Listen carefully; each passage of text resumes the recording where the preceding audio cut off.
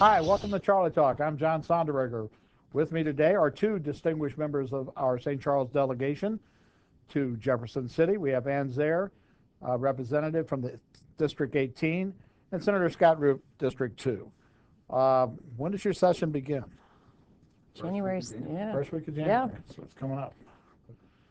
So we're going to talk a little bit about what your priorities are for this coming session. But before we get into that, let's talk budget and let's talk politics. Scott, you said something the other day that sort of struck me. You said that you thought it was going to be very highly partisan and could get nasty. So what do you mean by that? Well, just look at a husband and wife. What do they mostly fight about? They fight about money. And when you go to Jefferson City and there is the revenue shortfall that we're experiencing, which is almost $1 billion, which is huge when you really have about an $8 billion checkbook to deal with, you're going to have to fight about money. Then you have two ideological ideas butting heads, conservatism versus liberalism, boom, on how you should operate government. That's what's going to make the big fight, and that's why it's probably going to be, unfortunately, very partisan. And you have the Republicans in charge of the Senate and the House, and you have the Democrats in charge of the executive office. Are you saying Jay Nixon's a liberal? I'm saying that when it comes to money and it comes to the appropriation process, I think you will see a clear demarcation between the parties. Well, it's his responsibility to present a budget, correct? It is. Mm-hmm. When does he have to do that, Ann? When does the budget get to you? You know, when He'll release it on the State of the State. that's right. And he keeps it very, very quiet up until then. And then the first time we see it is when the public sees it on the State of the State. Is he required to have it balanced, or is that your requirement to have it balanced? No, it's a state constitution that he has to submit a balanced budget, as does the legislature has to pass a balanced budget by the first week of May. The question is balanced in real life or balanced in theory, because we've been presented budgets in the past that are balanced on smoke and mirrors and in theory only. So what do you do if you get a budget from the governor that you don't think is going to balance, really?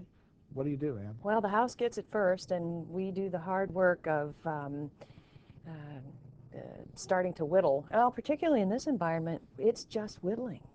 This is going to be a tough budget year. But the House gets the first crack at it, and yes, we have to take what the governor has and massage it and analyze it and determine whether we want to make the same recommendations as the governor proposed. And then, of course, when we pass it out of the House, it goes to the Senate, and then Scott starts his work on it. Well, do you look at it realistically when you get the budget? You say, "There's no way," or do you say, "Okay, Governor, you want this, you get it"? What do you do? Well, in theory, you look at it and it should be balanced to a certain extent, and then we just have to, decide, is these the places we want to make cuts? Is this how we would do it? And then we make changes, and then, the House makes changes, sends it to the Senate, we make changes, then we get together and we fix all those out. So, it's in the past, we have always done the right thing and gotten down and make sure it is a balanced budget, make sure the programs that we want to fund are funded, make the unfortunate reductions in some, especially in this climate, that need to be done. But we, at the end, fulfill our constitutional obligation of passing a balanced budget. But then you don't know it's going to be balanced anyway because you don't know what the revenue is going to be. That is correct, because you're anticipating, and the governor's budget is presented, in basically January, and that's about just over half of our fiscal year. So when the House gets their first crack at it, they have a little bit more information than the executive branch did, because they're really putting this budget together in early December. And then when the Senate gets its opportunity to weigh in, we have another 3 months of revenue figures coming in. So what you typically see is the House has to make more draconian cuts because they have the least amount of information, and so they want to err on caution to make sure it's budget. The Senate usually eases back on that because we've had 3 more months to see revenue figures, and we can adjust accordingly. And then that's when we get together and we make more of a concerted effort, with the end of May, and our fiscal year is at the end of June.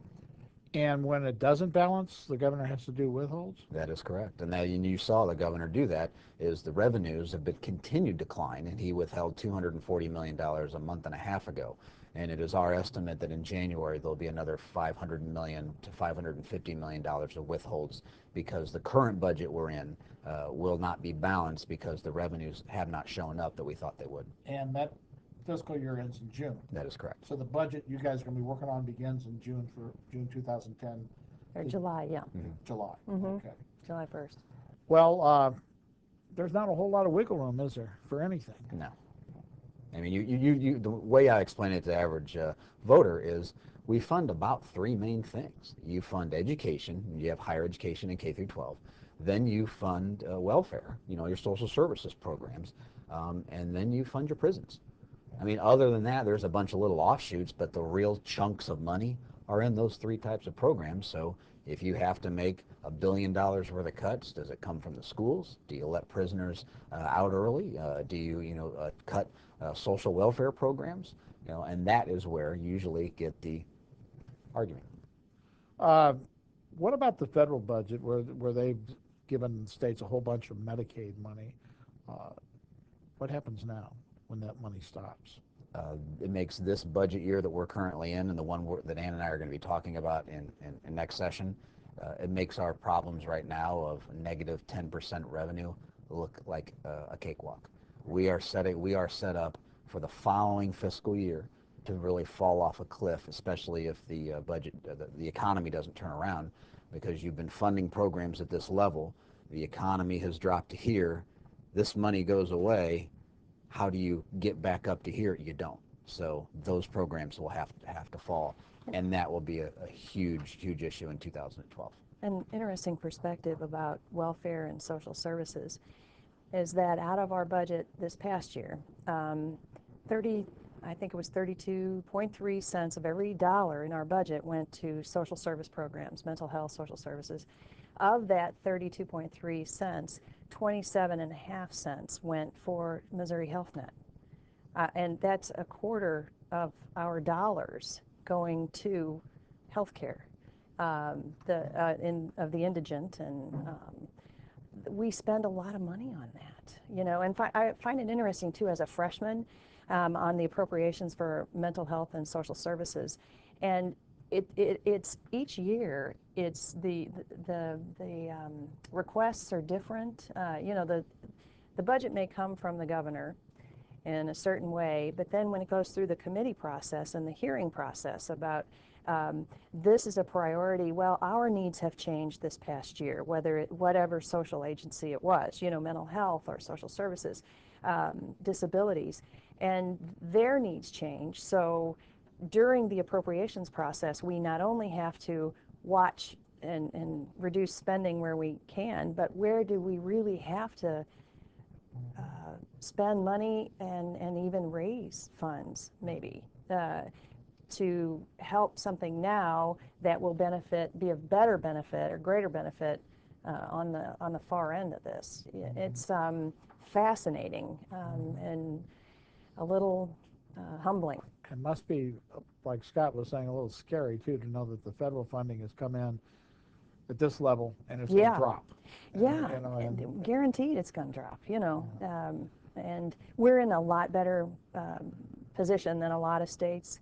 I think, Scott, you were saying before we started taping, we're like at 15 in our budget situation out of 50. Yeah. And, well, I'm glad I'm not in Illinois, and I'm glad I'm not in California. Missouri is doing much better than most states, but it's still, and I think we made tough decisions back in 2005. We carried over $800 million of the surpluses that we had, so we didn't spend everything that we had. So we had almost $1 billion in surpluses, but no one anticipated a recession this deep and lasting this long. So even the prudent fiscal conservative things we did, yeah, we're in the top 15 states of the nation because we are very fiscally conservative, but this recession is deep, it's long, and it's affecting all the states, some more than others. Okay. We're going to take a little break. When we come back, we're going to talk more about the state budget and the upcoming legislative session. We'll be right back.